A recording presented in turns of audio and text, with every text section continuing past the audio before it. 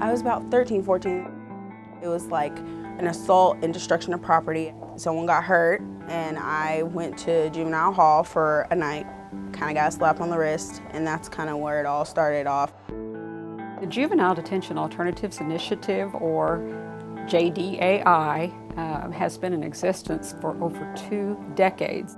It's in 38 states now. In Kansas, it's been implemented in 5 counties. The effort is to try to reduce the juvenile detention populations, then also to have alternatives to help promote the success of the youth, keep them out of progressing further into the criminal justice system. We want the best possible outcomes for our children, which is also going to be the best outcome for our community. If we send them off to jail, when they get out of jail, they're coming back to our community. So the better outcome we have for these kids, the better off our community is going to be.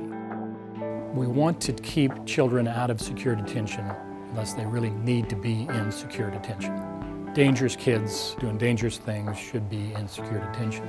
Otherwise, there's studies that indicate kids that aren't as dangerous, that are sent to secure detention, learn more bad things while they're there. A lot of times we deal with juveniles who are runaways or who are involved in committing status type offenses.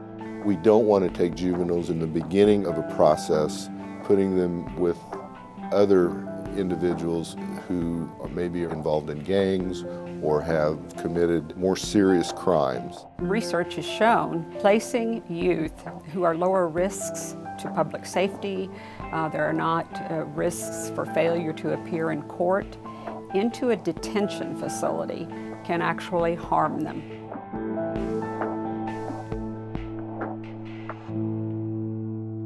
I was scared. I just remember crying.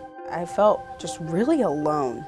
It's just the smell. It just smells like you're trapped. I will remember that smell for the rest of my life.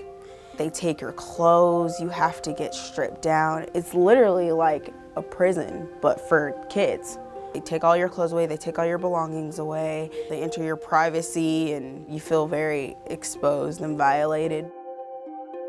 The more juveniles are subjected to detention, the more they become familiar with the detention process.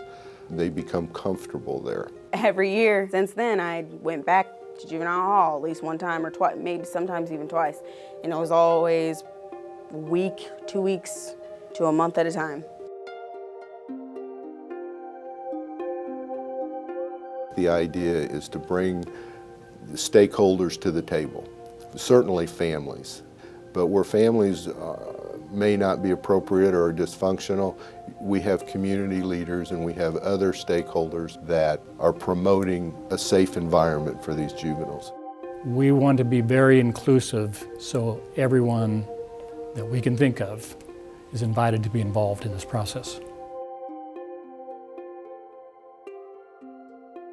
Factors that influence a lot of times where the juvenile goes is past offenses, severity of the crime. Is the family functional or is it dysfunctional? Not every youth is going to be placed in detention upon an allegation of an offense. That's what the state, by law, has placed in the hands of the Juvenile Intake and Assessment Center staff.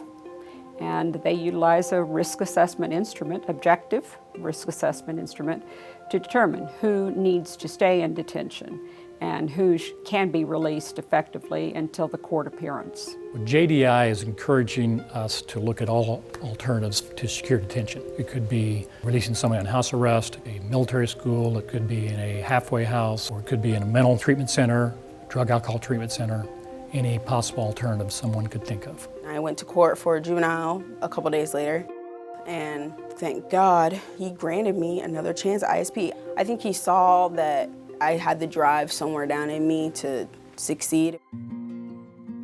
We have less new case filings, so we're having less people in jail. We're also having less crimes being committed here in Johnson County and less cases being filed in juvenile court. So we're hopeful that that's indication that we're doing some things right. Now, Johnson County, we have the Family Resource Center. So we can bring juveniles to the Family Resource Center and they work and talk with the juveniles and they find appropriate placement. My personal opinion is that the family gets involved early in that process. We're making phone calls to the families, to the youth, to remind them of their court appearances and the time and answer any questions they may have about that court appearance. So sometimes it's just a reminder call is all it takes. I get a daily report on who we have in secure detention, 36 today.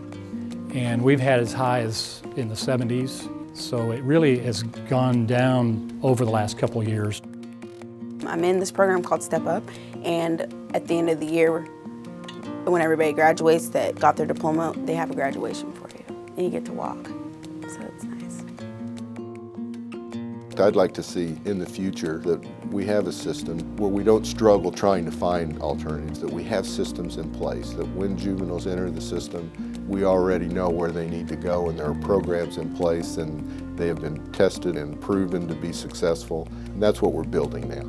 I would be very happy if our detention population was at 10 or below, and then taking some of that funding that was paying for the staffing and the cost of the beds that we're supporting now can be used for some of those other alternatives.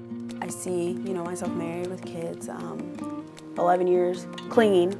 I see myself still going to NA programs and maybe even sponsoring some younger girls and mentoring maybe. I will never forget my story. I will always share it to help others because I think it's a good story to tell and you can learn a lot from my mistakes.